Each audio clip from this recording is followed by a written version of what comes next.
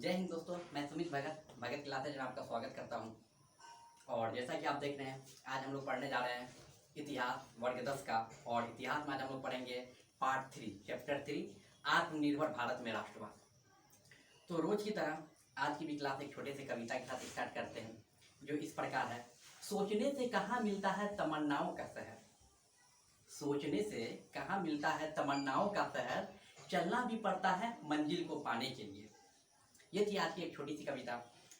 अब हम लोग अपने पाठ्यक्रम की ओर आगे बढ़ते हैं। जैसा कि पिछले वीडियो में आपने देखा था, मैंने राष्ट्रवाद के बारे में आप लोगों को बताया था। राष्ट्रवाद क्या है, राष्ट्रवाद में जालियांवाला बाग हत्याकांड के बारे में बताया था, असहयोग आंदोलन के बारे में बताया था, रॉलेट एक्ट के बारे में बताया था। तो आज उसी चैप्टर को हम लोग आगे बढ़ाएंगे, उसी पे विस्तार रूप से आज हम लोग चर्चा करेंगे। तो आज जो हम लोग पढ़ने जा रहे हैं, वर्तमान समय में आपने देखा होगा कि आत्मनिर्भर भारत में राष्ट्रवाद, तो इसके बारे में मैं आप लोगों से कुछ कहना चाहता हूँ। उसके बाद अपने पाठ्यक्रम की ओर बढ़ेंगे। कहने का मतलब क्या है, भारत आत्मनिर्भर भारत में राष्ट्रवाद कब पैदा हो सकती है। मैंने आप लोगों को बताया था राष्ट्रवाद की भावना कब हो, राष्ट्रवाद कब होगा, जब राष्ट्र के प्रति निष्ठा, प्रेम, ईमानदारी की भावना हर एक भारतीय के दिल में हो। तो कहने का मतलब क्या है, वर्तमान समय में भी हमारे देश में पूर्ण रूप से राष्ट्रवाद का उदय नहीं हुआ है। राष्ट्रवाद का उदय कब होगा और भारत आत्मनिर्भर कब बनेगा, जब हमें अपने देश के लिए निष्ठा, भावना और अपने देश के लिए कुछ करने का जज्बा हो।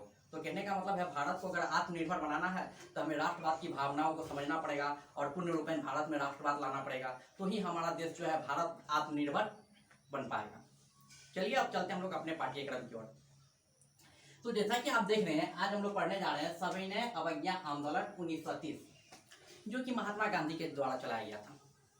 तो मैं आप लोगों को बता दूं, सविनय अवज्ञा आंदोलन जो महात्मा गांधी के द्वारा चलाया गया, ये क्यों चलाया गया, ये भारत में क्यों किया गया इस प्रकार का आंदोलन, इसके पीछे भी एक बहुत सारी वजह थी।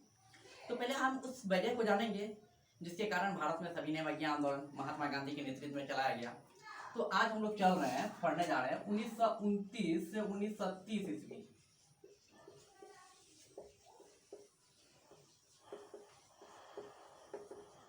क्या हुआ था, 1929 और 1930 ईस्वी में विश्व में आर्थिक मंदी छा गई थी।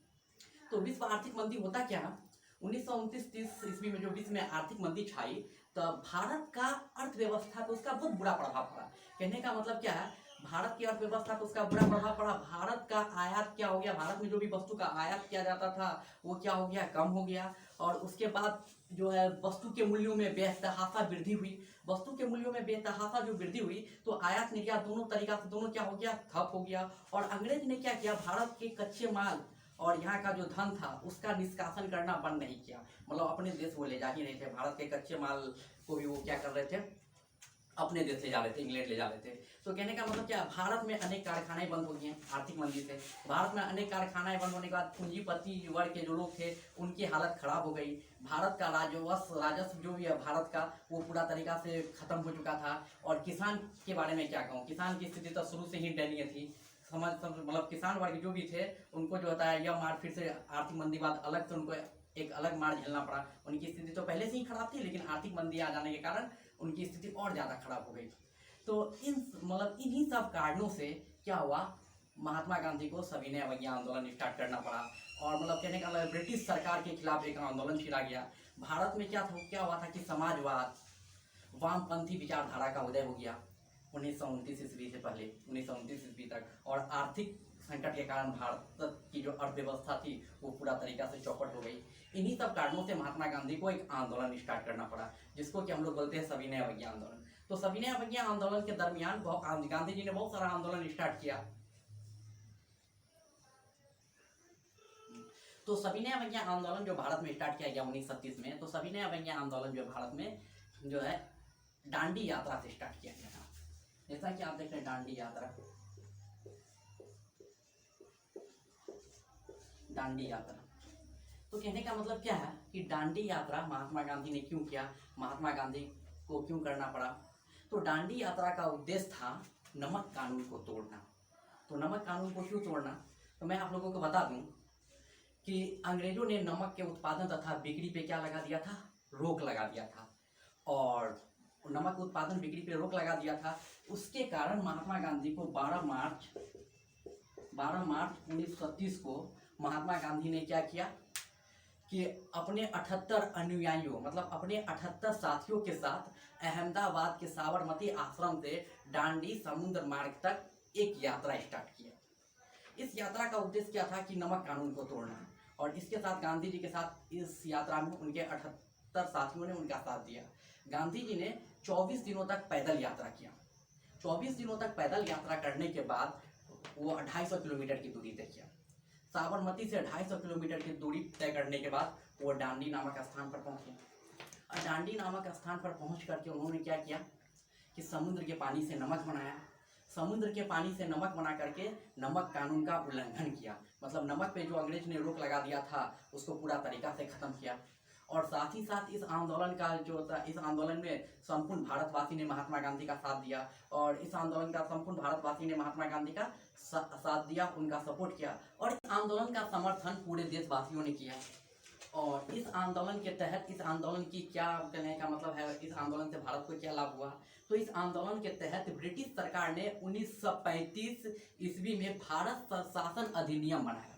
भारत शासन अधिनियम बनाया जिसके तहत विधायिका की शक्ति में क्या की गई, वृद्धि की गई, और भारत के लिए थोड़ा जो भी कानून व्यवस्था था वो थोड़ा अलग ढंग से किया गया। कहने का मतलब संपूर्ण देशवासी इस आंदोलन में अपना समर्थन दिखाएं। और इस आंदोलन में महिलाओं की कुछ अलग ही भूमिका रही थी। महिलाओं ने क्या किया था कि विदेशी शराब की दुकान पे धरना देना आरंभ कर दिया था। कहने का मतलब क्या है, जो भी गांधी जी के द्वारा आंदोलन चलाया गया था, या भारत के स्वतंत्रता के लिए जो भी आंदोलन चलाया गया था, तो हमारे देश में महिलाओं की एक अलग भूमिका थी। कहने का मतलब क्या, वो खुद से वर्चस्व हर एक आंदोलन में अपना वर्चस्व दिखाई थी, और बढ़ चढ़ के हर एक आंदोलन में हिस्सा लेती थी। और हमारे देश के योगदान में भी महिलाओं की एक अलग भूमिका रही, और उनका एक अलग योगदान रहा। जैसा कि आप देख रहे हैं, आज हम लोग पढ़ने जा रहे हैं साइमन कमीशन। तो साइमन कमीशन जो है भारत में 1919 ईस्वी में लागू किया गया। तो साइमन कमीशन जो भारत में जब 1919 ईस्वी में लागू किया गया, तो इसका काम क्या था कि प्रत्येक 10 साल पे भारत के कानून व्यवस्था में बदलाव करना, भारत के कानून व्यवस्था में सुधार लाना। लेकिन साइमन कमीशन का भारत में विरोध इसलिए किया गया, उसके बारे में आज हम लोग पढ़ेंगे चलेंगे कि साइमन कमीशन का आखिर विरोध भारत में क्यों किया गया। तो आज हम लोग चलते हैं 8 नवंबर 1927। 8 नवंबर 1927 को साइमन कमीशन भारत में पुनः लागू किया गया, जबकि 1919 से 1929 तक रहना चाहिए। तो 10 साल का प्रावधान था, लेकिन 8 साल में ही इस कानून में बदलाव कर दिया गया। 8 साल में इस कानून के बदलाव करने के बाद जो साइमन कमीशन जो था 7 ब्रिटिश सांसदों का एक समूह था, उसमें सिर्फ ब्रिटिश को ही शामिल किया गया था। 7 ब्रिटिश सांसद शामिल थे, और इसके अध्यक्ष जो थे सर जॉन साइमन को बनाया गया, इसीलिए इनका नाम जो है साइमन कमीशन रखा गया। तो भारतीय ने इनका विरोध इसलिए किया क्योंकि सबसे एट फर्स्ट जो था, ये जो साइमन कमीशन था, इसमें एक भी भारतीय को सम्मिलित नहीं किया गया। और दूसरा बात यह था कि किसी भी भारतीय को यह मान्य नहीं था कि उनका स्वशासन व्यवस्था जो है किसी विदेशी के द्वारा चलाया जाए, उनके स्वशासन व्यवस्था का निर्णय कोई विदेशी करे। इसीलिए साइमन कमीशन का विरोध किया गया। उसके बाद मैं आप लोगों को बता देता हूँ 3 फरवरी 1928 ईस्वी को जब साइमन कमीशन मुंबई पहुंचा, तो साइमन कमीशन जब मुंबई पहुंचा तो वहाँ पे लोगों ने साइमन कमीशन का काले झंडे दिखा करके स्वागत किया। उसके बाद लोगों ने साइमन गो बैक के नारे लगाए। इस प्रकार से साइमन कमीशन का हमारे देश में विरोध किया गया। ये थी, मैंने आप लोगों को बताया सविनय अवज्ञा आंदोलन के बारे में और साइमन कमीशन के बारे में। आज हम लोग पढ़ेंगे बारदौली आंदोलन के बारे में। मैंने आप लोगों को सविनय अवज्ञा आंदोलन के बारे में बताया और साइमन कमीशन के बारे में बताया। अब हम लोग चलेंगे बारदौली सत्याग्रह के बारे में।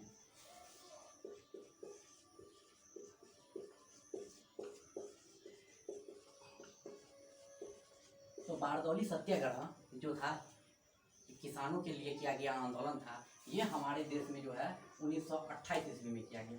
तो मैं आप लोगों को बता दूं ये आंदोलन क्यों किया गया। तो बारदौली जो है गुजरात के सूरत शहर में एक कस्बा है। कहने का मतलब है गुजरात के सूरत शहर में एक गांव है जिसको कि हम लोग बारदौली के नाम से जानते हैं।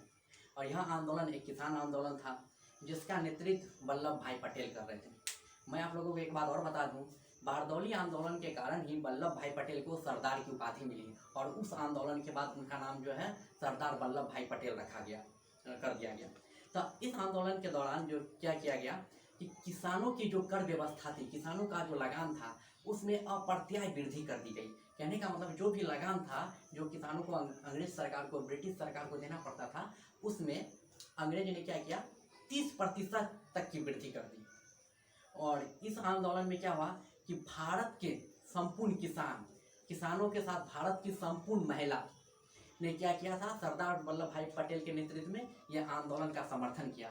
और इस आंदोलन का समर्थन में मुंबई के रेलकर्मी भी सरदार वल्लभ भाई पटेल के साथ आ गए। मुंबई के सारे रेलकर्मी जो थे हड़ताल पर चल गए।